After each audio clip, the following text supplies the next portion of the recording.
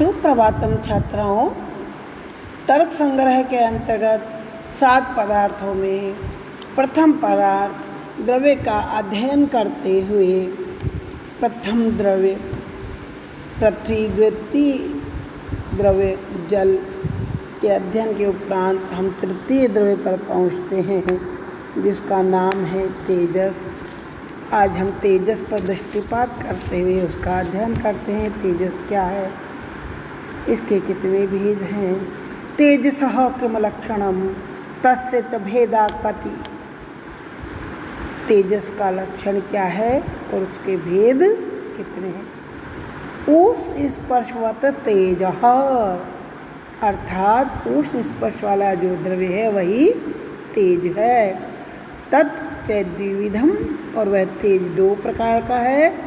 नित्यम अनित्यम च, पहला नित्य और दूसरा अनित्य। जैसा कि आप जानते हैं नित्यम परमाणु रूपम, परमाणु रूप जो द्रव्य है वो नित्य होता है। अनित्यम कार्य रूपम, और जो कार्य रूप तेजस द्रव्य है वह अनित्य है। जो कार्य रूप द्रव्य है उसके लिए कहते हैं पुनः त्रिविधम, वह फिर 3 प्रकार का है।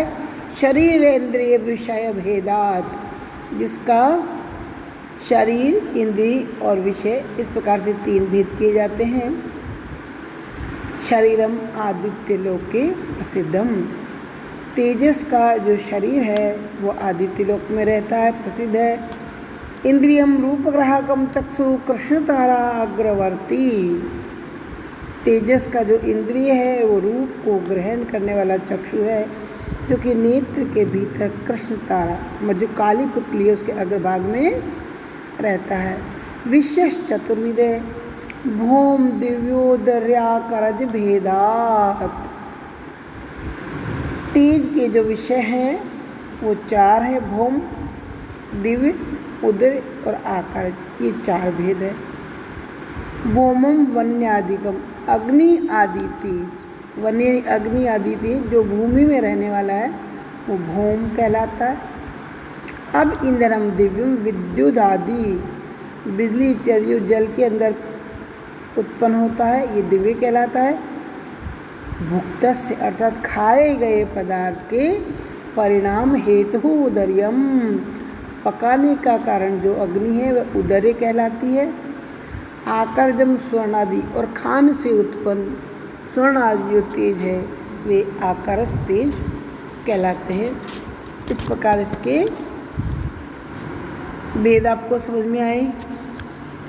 आकर्ष तेज में स्वर्ण, मरकत, मणि आदि को मानते हैं, किंतु स्वर्ण में भास्वर शुक्ल रूप तथा उष्ण स्पर्श का अभाव, अतः स्वर्ण को तेजस द्रव्य मानने का औचित्य कुछ लोग समझना चाहते हैं। उसका उत्तर है स्वर्ण तो तेजस ही है, किंतु विजातीय बलवान पार्थिव रूप एवं स्पर्श से अभिभूत हो जाने के कारण इसका भास्वर शुक्ल रूप एवं उष्ण स्पर्श दब गया है तथा पीत एवं अनुष्णाशीत स्पर्श की प्रतीति होती है। स्वर्ण को तेजस सिद्ध करने में अनुमान प्रमाण भी है। कुल मिलाकर जो स्वर्ण है वो तेजस में ही आता है, ये आपको समझना होगा।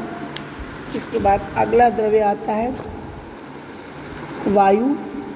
वही प्रश्न, वायु हो किम लक्षणम कथि च तस्य भेदा, वायु का लक्षण क्या है और उसके भेद कितने हैं। रूप रहित स्पर्शवान वायु, रूप रहित अर्थात जिसमें रूप नहीं हो किंतु स्पर्शवान, जो स्पर्श करता हो वही द्रव्य वायु है।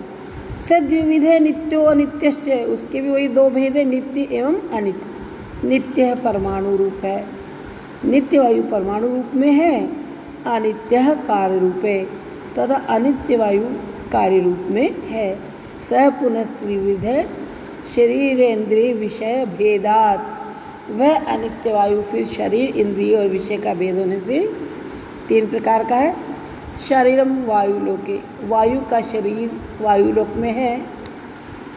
इंद्रियम स्पर्श ग्राहकम त्वक सर्व शरीर वृत्ति,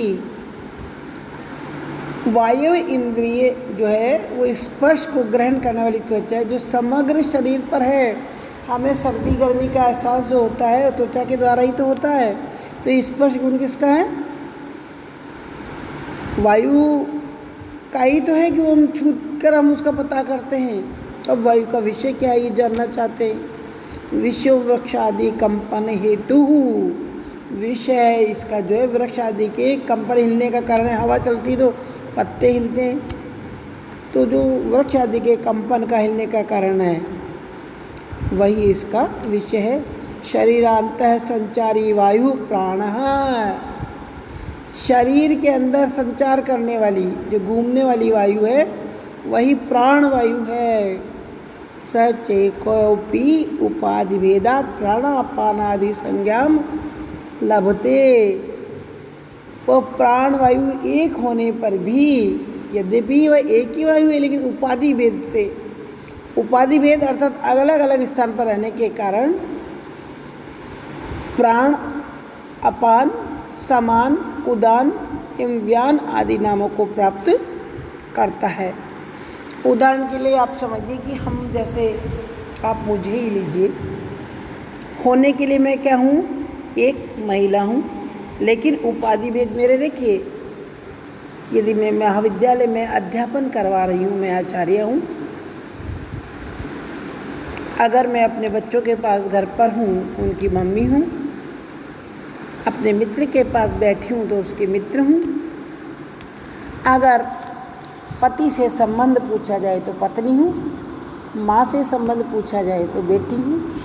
ठीक इसी प्रकार वायु एक होने के बाद भी उस एक ही वायु के 5 भेद माने गए हैं शरीर में।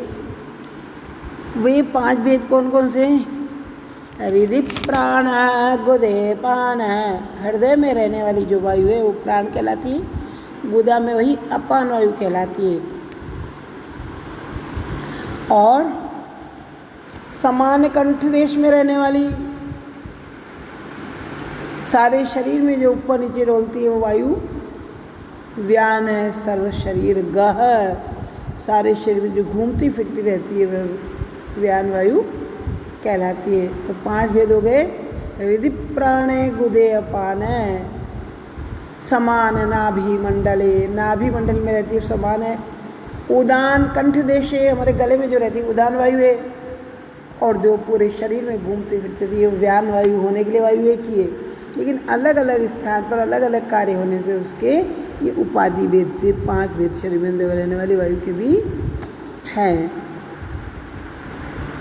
इस प्रकार पहला द्रव्य पृथ्वी, दूसरा जल, तीसरा तेज, चौथा वायु। अब 5वां द्रव्य क्या है? कहते आकाश से किम लक्षणम कतिविधम च तत्, आकाश का क्या लक्षण है और वह कितनी प्रकार का है? तब कहते हैं शब्द गुणकम आकाशम तच्चैकम विभु नित्यम च, जिस द्रव्य का गुण है आकाश, शब्द गुणकम, शब्द जिसका गुण है, आकाशम वह आकाश है, अर्थात जिस द्रव्य में समवाय संबंध से शब्द नामक गुण रहे वही आकाश है। वह कितने प्रकार का है?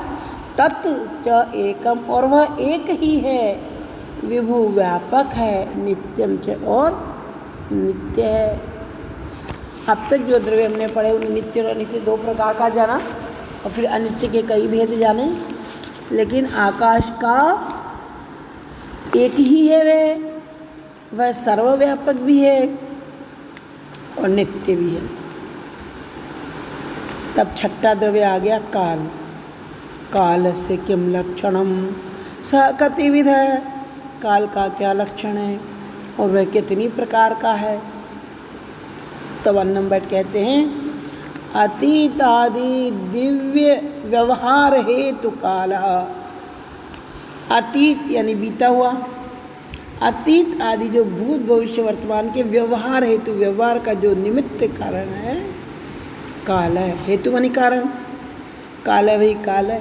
सचैको विभुर नित्यश्च, वह भी एक है, व्यापक है एवं नित्य है। ये हो गया काल।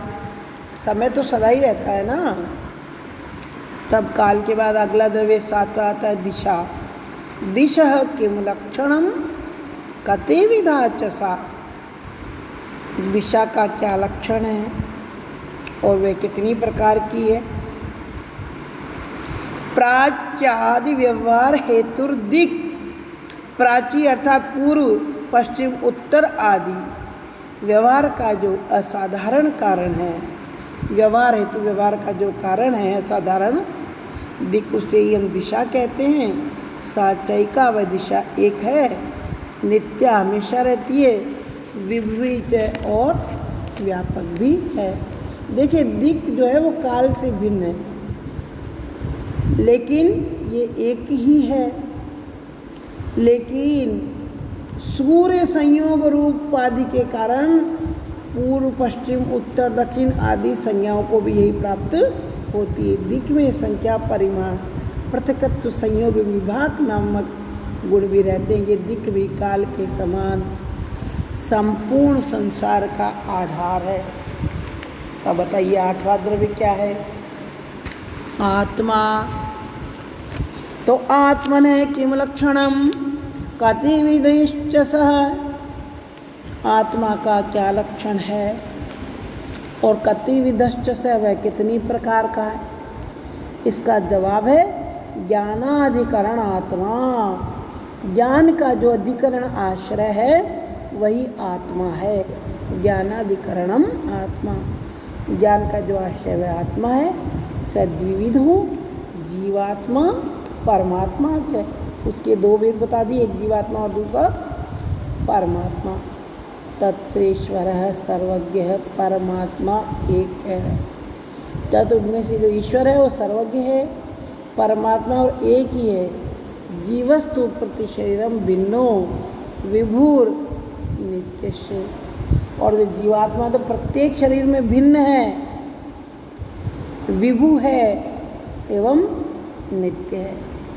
वस्तुतः आत्मा की सिद्धि भी अनुमान प्रमाण से होती है। यद्यपि मैं सुखी हूँ, मैं जानता हूँ इत्यादि कथन से आत्मा प्रत्यक्ष का विषय बनता है, तथापि शरीर आदमी को, आत्मा को मानने वाले चारा बोध आदि को समझाने के लिए आत्मा का स्वरूप निर्णय अनुमान प्रमाण द्वारा किया जाता है।